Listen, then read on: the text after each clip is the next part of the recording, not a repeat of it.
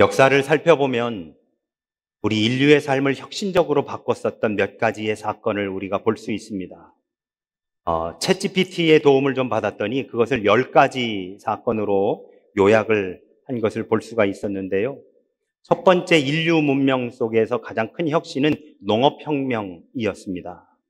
당시 채집과 수렵 생활을 하던 인류가 농경과 목축의 삶을 살기 시작했었다는 것이죠.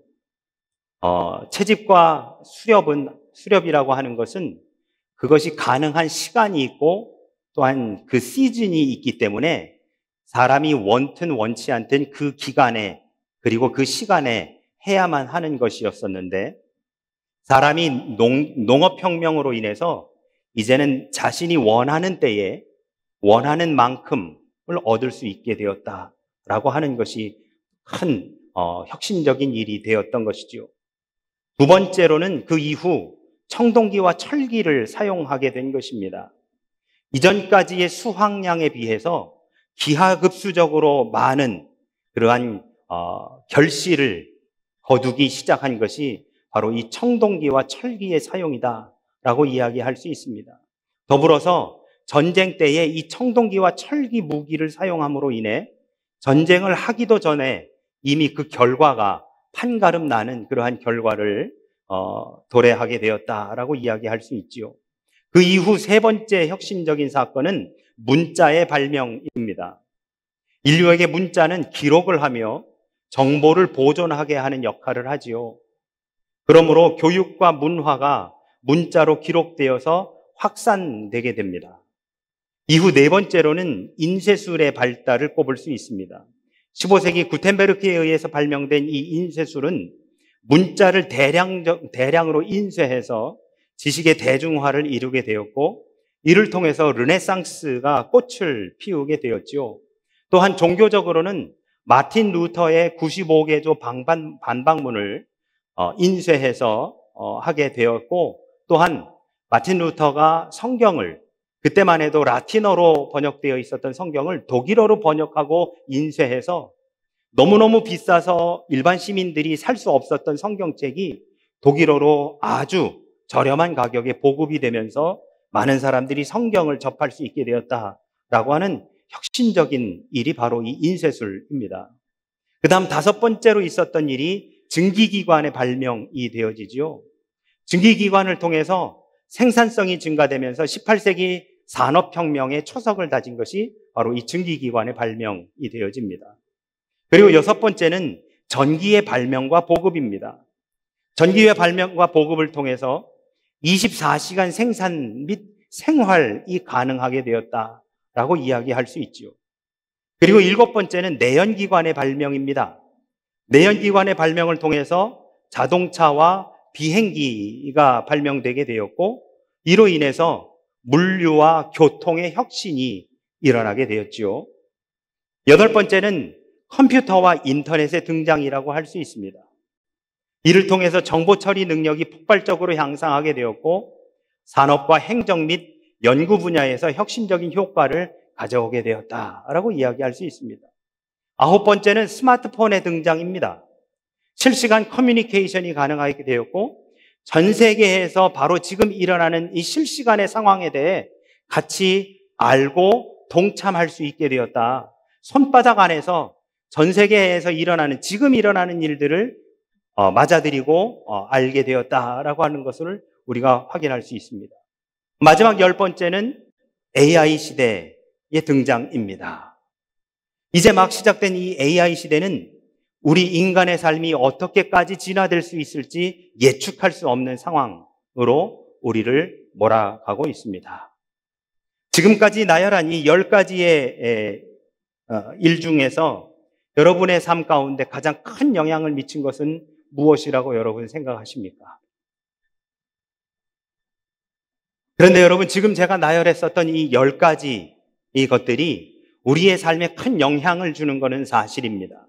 그런데 영향을 주고 도움을 주기도 하지만 때로는 어이없게도 오히려 이것에 매여서 사는 우리들의 모습을 발견할 수 있습니다. 여러분 스마트폰이 우리의 삶을 스마트하게 만들어줬습니다. 그런데 스마트폰이 우리의 손 밖에 멀어져 있을 때 소위 일어나는 금단 현상이 우리들 모습 속에 보여지지 않으시던가요? 아침에 일어나면 스마트폰을 열고 밤사이 무슨 일이 벌어졌는지에 대해서 이것저것 체크하고 누군가가 지난밤에 무슨 일을 했었는지 포스팅한 글들을 읽으면서 이런 일들이 있었다라고 하는 것을 확인하는 우리들. 그러나 그 스마트폰이 우리 손에서 이렇게 한번 말씀드려 볼게요. 1시간만 스마트폰 못 쓴다라고 가정한다면 여러분 어떠시겠습니까? 만약 여러분의 가정과 사무실에 컴퓨터가 없다면, 컴퓨터가 있음에도 불구하고 인터넷이 안 된다면 여러분 어떻게 하시겠습니까? 예전에는 인터넷이 안 되던 시절 컴퓨터만 가지고도 이렇게 저렇게 명령어를 쳐서 컴퓨터를 작동했었던 시절도 있었던 기억이 있습니다. 그런데 지금은 인터넷이 연결되지 않는 컴퓨터는 컴퓨터로서의 역할을 제대로 감당할 수 없는 것이 오늘의 현실이지요. 한 걸음 더 들어가 볼까요? 우리 집에 전기가 들어오지 않는다면 여러분 어떤 일이 벌어질까요? 제가 미국에서 목회하던 시절 10월 말에 폭설이 한 번 온 적이 있었습니다. 저희 권사님 댁 옆에 있었던 전신주가 폭설로 인해서 나무가 그 전신주를 덮치는 바람에 무려 한 달 동안 전기가 들어오지 않았었던 일이 있었습니다. 그런데 여러분, 한 달 동안 전기가 들어오지 않으니까요, 정말 상상하지도 못했었던 일들이 벌어지더라고요. 그분이 가장 걱정하셨고 가장 크게 데미지를 입었었던 게 냉장고 안에 있었던 음식물들이 전부 썩어 나가는 거였습니다. 물론 여자 권사님이셨기 때문에 더 그런 것들에 대해서 관심 갖고 주의를 기울이셔서 교회 오실 때마다 하셨었던 말씀이 냉장고 하셨었던 기억이 있습니다만, 냉장고 안에 소위 사서 싱가포르나 한국이야 그 바로 앞에만 나가면 가게니까 금방금방 사다가 놓을 수 있었습니다만은, 미국은 일주일, 길게는 한 달치 먹을 것들을 사다가 냉장고 안에 넣어놓고 그리고 그것을 꺼내서 요리하고 먹으면서 사는 그 미국인들의 삶 속에서 한 달 동안 전기가 들어오지 않아 그 사놨었던, 냉장고 안에 넣어놨었던 것들이 전부 다 상해 버려, 그것을 다 버려야 하는 바로 그러한 상황 속에서 참 뭐라고 할까요? 우리 인간이 발명하긴 했지만, 우리 인간이 개발하긴 했지만 한편으로는 우리가 발명한 그것에 우리가 오히려 얽매여 살고 있지는 않은가라는 생각을 해보게 되었습니다. 오늘 우리가 읽은 구약의 전도서는 이런 인생살이의 문제를 다루고 있는 것, 그것이 전도서입니다. 전도서는요, 구약에서 제대로 대접받지 못하는 책들 중에 하나라고 그렇게 이야기할 수 있는데요. 전도서 저자가 외치는 헛되다라고 하는 그 소리 탓에 우리는 전도서를 자칫 염세주의적인 책이라고 그렇게 이해할 수도 있습니다만은, 작년 수요 예배 때 우리가 전도서 강해를 하면서 함께 나누었었던 것처럼 전도서는 염세주의적인 책이라기보다는 기독교 실존주의적 책이라고 그렇게 이해할 수 있습니다. 전도서 1장 1절에서 전도자는 이렇게 먼저 이야기합니다. 다윗의 아들 예루살렘 왕 전도자의 말씀이니라. 여러분, 다윗의 아들 예루살렘 왕이라고 한다면 우리는 이것만 가지고도 솔로몬이라고 이야기할 수 있을 것 같습니다. 그런데 굳이 솔로몬은 자신의 이름을 밝히지 않고 전도자라고 그렇게 이야기하고 있습니다. 이 얼마나 자신을 드러내기 꺼려하며 그리고 자신이 가지고 있는 한계에 대해서 인정하고 있는지를 우리가 알 수 있는 부분이라고 이야기할 수 있습니다. 구약 성경에 솔로몬이 저자인 책이 2권이 있는데요. 하나는 잠언이고 하나는 전도서입니다. 그런데 잠언과 전도서 모두 다 인생에 대한 이야기를 하고 있는데요. 잠언은 하나님이 주신 이 인생에 대해 긍정적이고 그리고 적극적인 반응을 하는 것이 잠언이라고 한다면, 전도서는 하나님이 주신 그 인생에 대해 소극적이고 부정적인 반응을 하고 있다라고 그렇게 나누어서 구별하여 볼 수 있습니다. 여러분, 전도서 하면 오늘 우리가 읽은 말씀 속에서도 나오지만 우리가 가장 잘 아는 말씀은 1장 2절의 말씀입니다. 헛되고 헛되니 모든 것이 헛되도다. 다윗의 아들 예루살렘의 왕, 모든 것을 다 누리고 취하고 가지고 행할 수 있었던 그 사람이 평생토록 다 삶을 산 뒤에 내렸던 결론이 뭐였느냐? 헛되고 헛되며 헛되고 헛되니 모든 것이 헛되도다. 그러면 왜 전도자는 이 첫 소절부터 헛되다고 외치면서 이 전도서를 시작하고 있었을까요?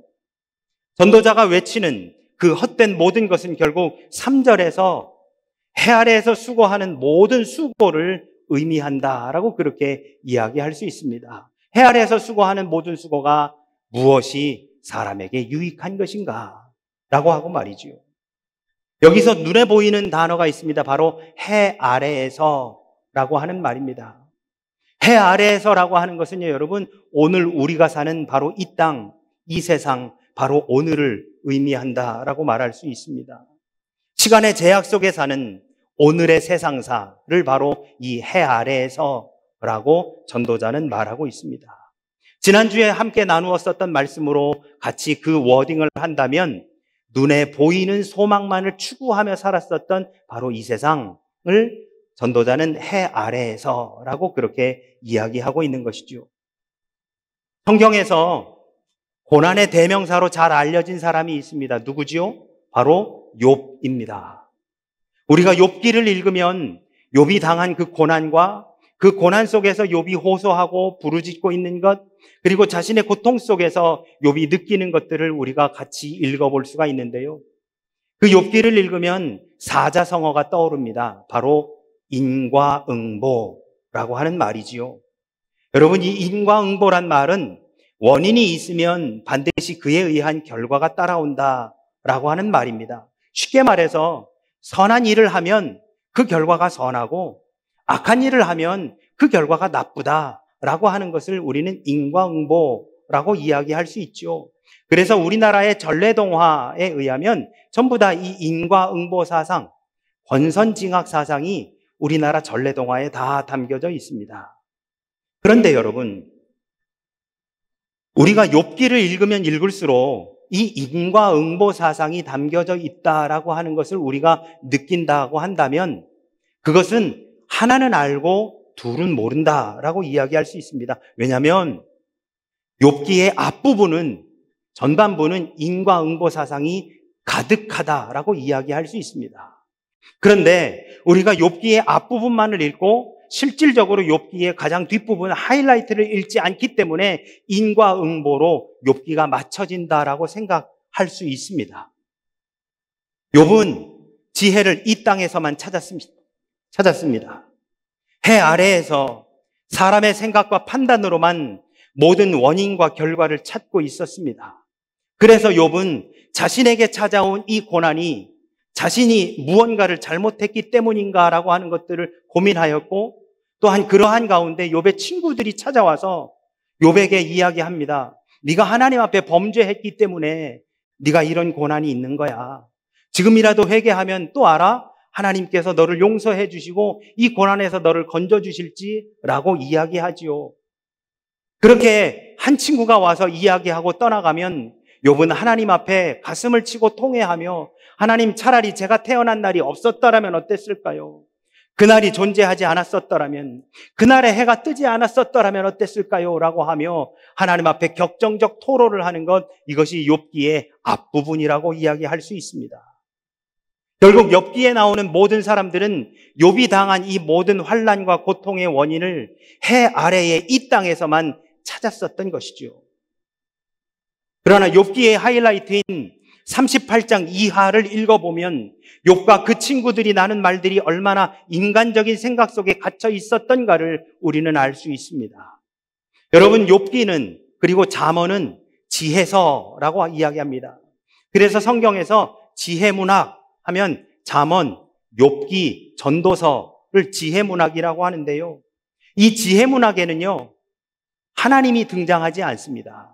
전도서를 처음부터 끝까지 읽어보면 하나님이라고 하는 단어를 찾아보기 쉽지 않습니다. 그런데 여러분, 같은 지혜 문학인 욥기에는 아예 하나님 당신이 등장을 하십니다. 그러면서 하시는 말씀 욥기 38장 1절에 보시면 그때에 여호와께서 폭풍 가운데서 욥에게 말씀하여 이르시되라고 하며 하나님 당신이 직접 등장하시어 욥에게 말씀해 주십니다. 그러면서 여호와 하나님께서 욥에게 질문을 던지시는데요. 크게 4가지의 질문을 던져주십니다. 첫 번째 4절의 말씀입니다. 내가 땅에 기초를 놓을 때에 내가 어디 있었느냐.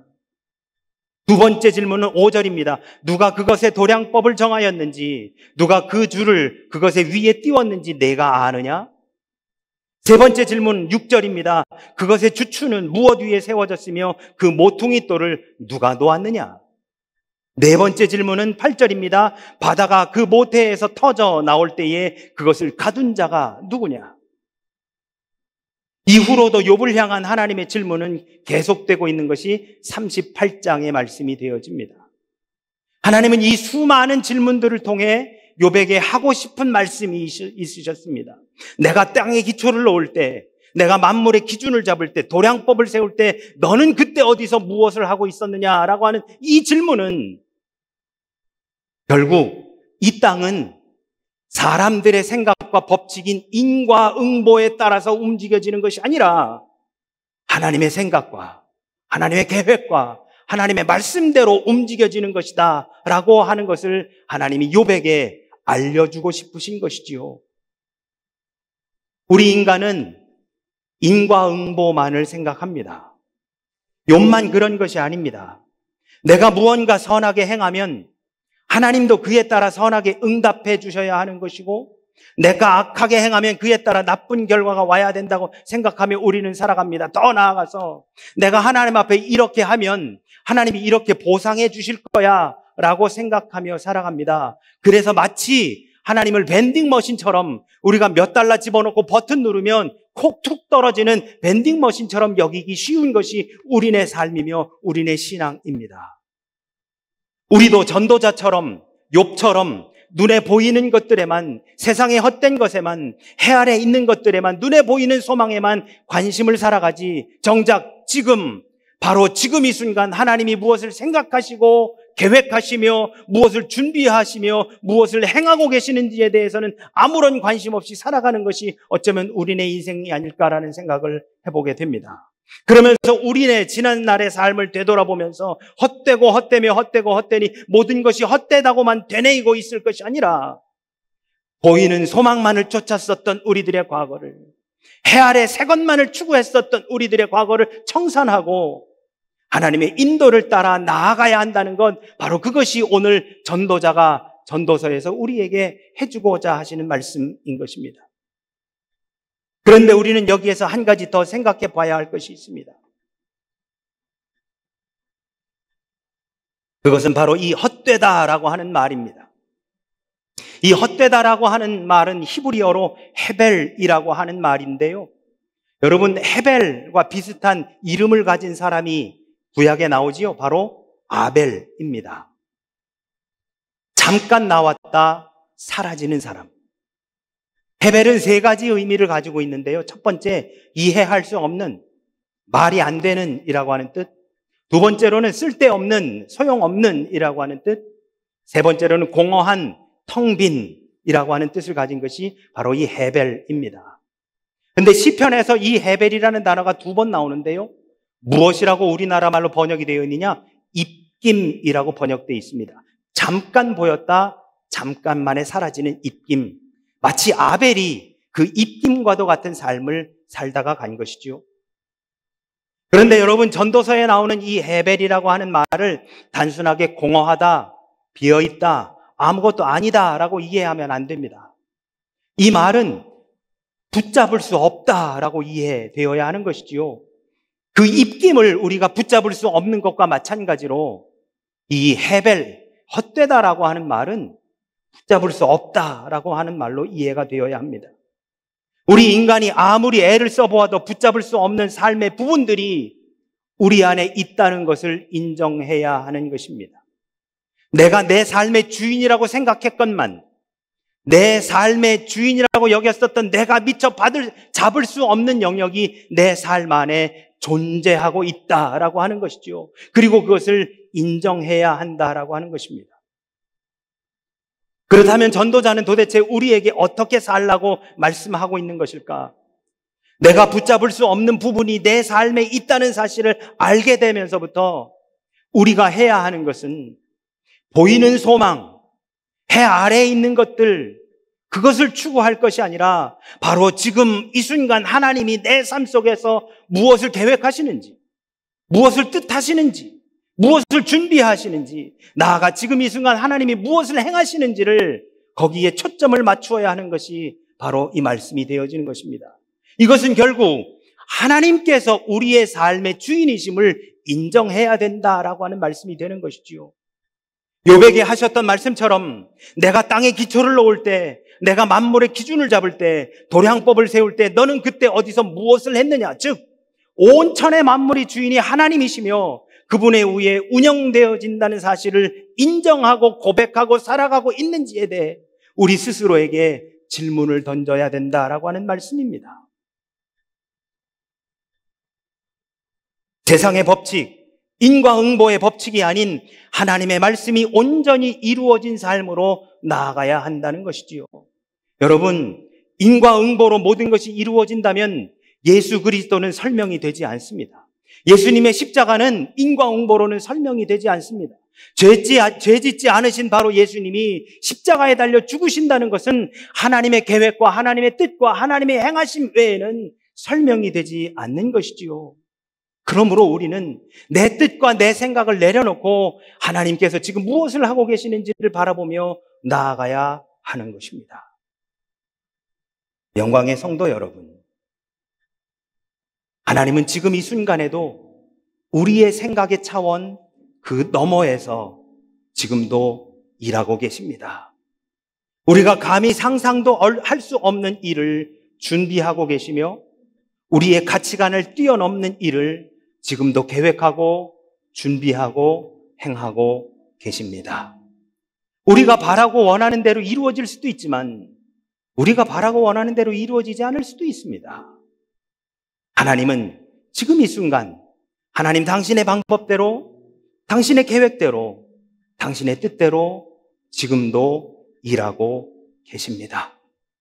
그분만을 온전히 신뢰하며 그분이 인도하시는 삶을 따라 나아갈 때에 비로소 우리의 삶이 헛된 것이 아니라 하나님 보시기에 심히 좋았더라 라고 하는 바로 그러한 삶이 되게 될 줄로 믿습니다. 그 삶을 살아나가기 위해 해 아래에서의 수고만을 중요하게 여겼었던 우리의 삶, 다른 사람들이 인정해주고 다른 사람들이 알아주기를 원했었던 그 삶을 이제는 벗어버리고 구습을 쫓는 옛사람을 벗어버리고 이제 성령으로 새롭게 지음받은 새 사람으로 나아가야 할 줄로 믿습니다. 그 삶을 향해 나아가기 위해 온전히 하나님 앞에 헛된 보이는 그 소망을 추구하며 나가는 것이 아니라 하나님의 놀라운 그 은혜와 하나님의 행하심을 바라보고 신뢰하며 따라 나아가시는 저와 우리 모두가 되어지시기를 예수 그리스도 이름으로 축원합니다. 아멘.